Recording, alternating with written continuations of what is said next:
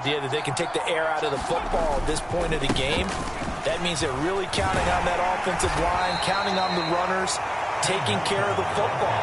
Because you're going to tell your quarterback, hey, no time to be a hero. We're not going to throw it here. Just eat up that clock. And if you have the ball, they can't score. That's it. That's what you want. Straight ahead positive gain. Just keep that clock ticking. The last run got 3. Now here's 2nd and 7. Smith. And the Niners get there and bring him down. Nick Bosa able to disrupt yet another pass play. That is his 3rd sack of the afternoon. Well, this has to count as a great team effort today, but this man, he's been at the center of all of it. Really special day for any defense to have this many sacks in a game, even more so for this player. One of the best individual efforts of the season. 3rd and long, it's Smith. And this one is incomplete. Critical play in this football game, because if they pick up the first there, that clock keeps rolling. Has to be a little frustrating for them because they know that if they pick up a first down there and continue to eat away at the clock, really increases their chances of closing this one out. Now they're likely going to have to give the football up and sweat it out on the sideline. So a change of possession here on the punt. And the Niners will go on offense, 1st and 10. They'll start with the option.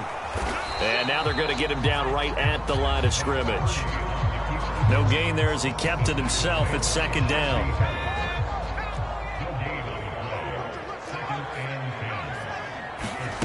Here's Purdy. This one into the hands of Kittle, the tight end. And he takes this up to the 40-yard line before being corralled. 5th catch of the afternoon, and that gives him a 1st down.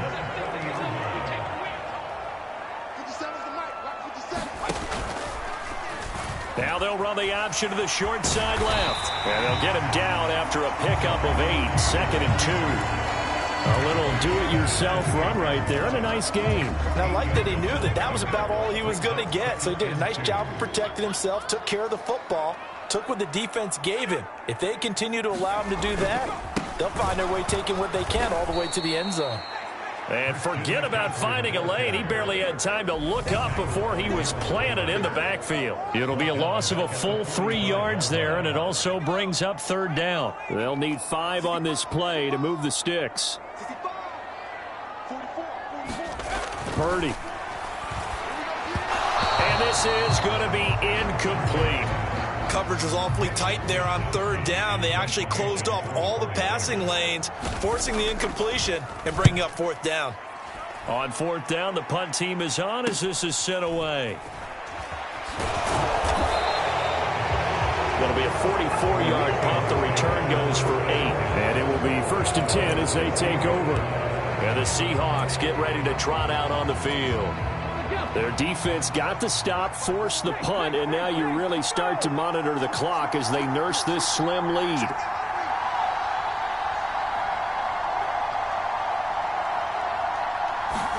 They'll start out here with a jet sweep. And he'll take this up only to about his 18-yard line. That's a nice job there defensively, being able to diagnose that little touch pass. They saw it coming, converged on him before he could get much out of it.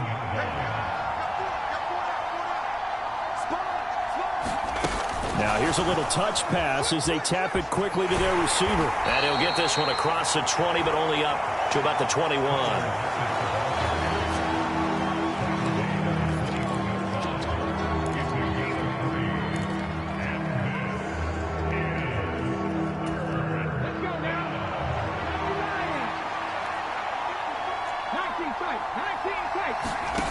Throwing now is Geno. He'll buy some time right. And he works his way past the line of scrimmage and then slides to a halt. He'll wind up getting 4 yards there on his own, but it also brings up 4th down. Now here's Michael Dixon as he's on to punt for Seattle. And they're going to fake it from deep in their own territory.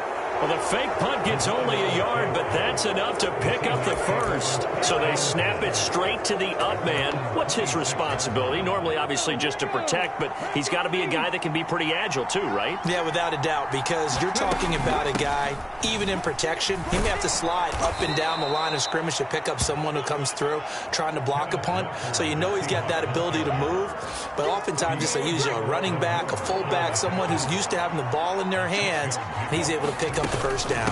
Sticking with Walker on second down. And this will be a Seahawks first down as the tackle made just shy of the 40. Well, that's a carry they have to be satisfied with. And throughout this game, they've been satisfied with what he's given them. Whenever they've needed a big run, a first down, he's the guy they've turned to. And it doesn't matter what the defense thinks. They feel like they've got the confidence to keep handing it to him and keep picking up good yardage.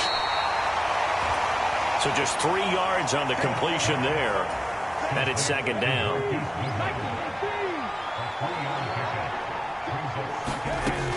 Now it's Smith. Flush to his right. And he's just going to get rid of this thing. To no one here. He throws it away. And now it's third. I see the surprise in your face there, partner. That is a rare incompletion from him. He's been on point this entire game. He has percentage completion-wise way up. Not that time. And down he goes. The 49ers get there. The hard-hitting safety, Jimmy Ward, picking up the sack that time.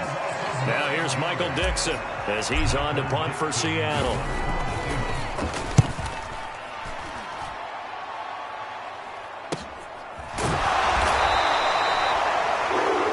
41-yard punt there with no return. The 49er offense set to get this drive underway.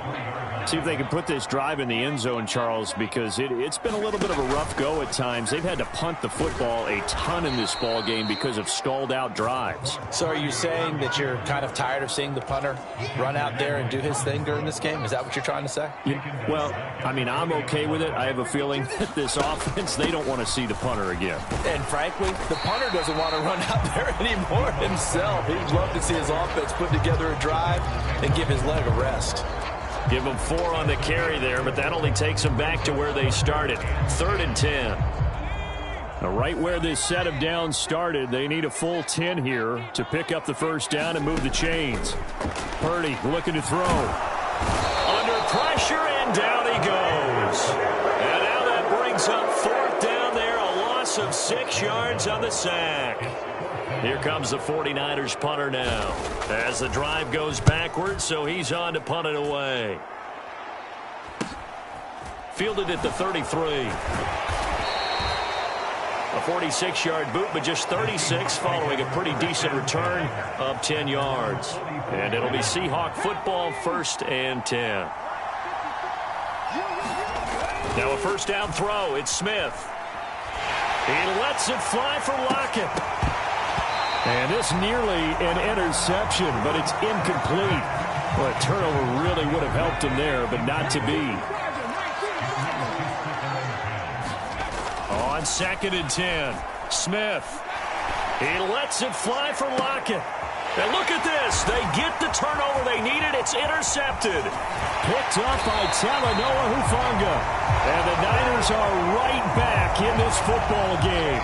A critical error there in a tight game in the 4th. All you talk about is taking care of the football, and especially with a lead here in the 4th quarter, turning it over, now the door is open for the opposition. Just in general, when you're passing in the 4th quarter with a lead, no matter at what point, you got to be super careful. Got to be careful, and sometimes you can be so careful that you end up running yourself into an error. Throwing again on 2nd and 10. Purdy, his throw incomplete. They have to like what they've done defensively here at the outset of this drive. They forced a couple of incomplete passes, bring up a 3rd and 10. Don't be surprised to bring a little pressure on this snap.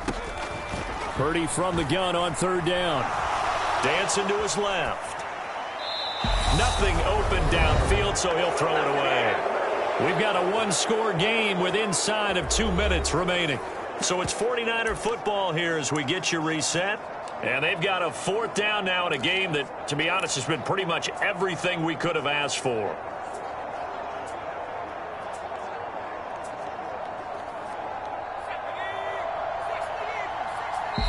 And now right out of the 2-minute break, we'll get a timeout used defensively with 1:56 to go.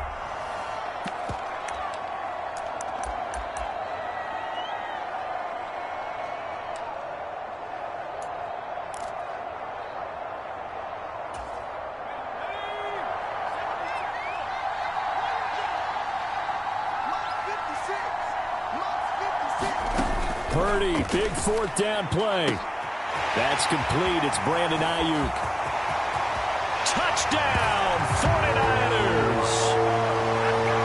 Brandon Ayuk, 52 yards. And the 49ers are an extra point away from tying this game here in the final minutes.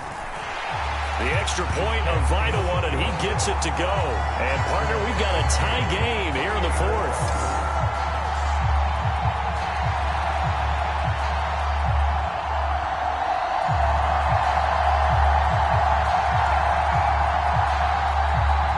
So right back to square one, tied at 28 as he kicks it away.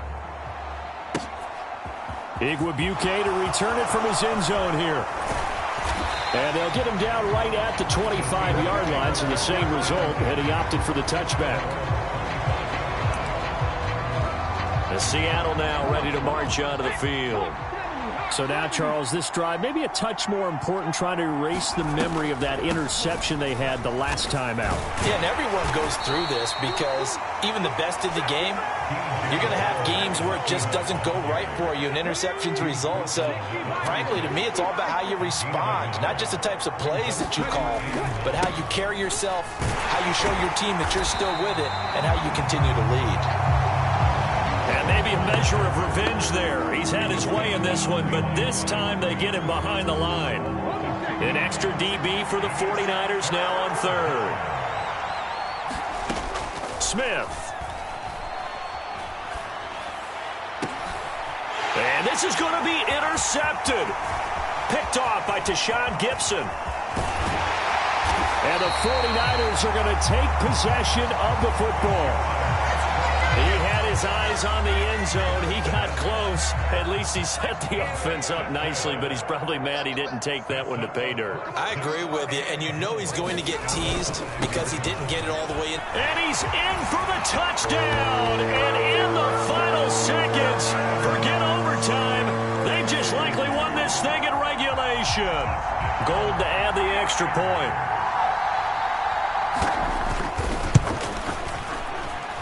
And it would appear they're going to get out of here with a come-from-behind victory. A nice, tidy little drive there, getting the ball in excellent field position, and only one play to score it.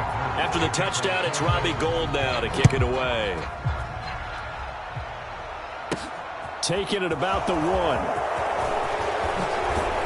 And he takes this near the 25. Just a little pass there. Call it the 26. Coming to the line here to begin their next drive, the Seahawks offense. They are looking to make a bit of a 180. They are sputtering right now. And frankly, I think it's time to call your playmakers together and say, all right, guys, we're going to lean on you through this patch. We need you to get us back on track and get us going in the right direction. So you're calling plays geared to them. Not necessarily that you look at your plays, oh, this hurts the defense. I want the ball in the hands of X, Y, and Z and see if we can move forward. So don't get too cute. Go to the playmakers. Well, what a thrilling fourth quarter this one was. Well, at least I guess if you're cheering for the winning side, an outstanding comeback, though, that saw them completely take control and change the outcome of this game.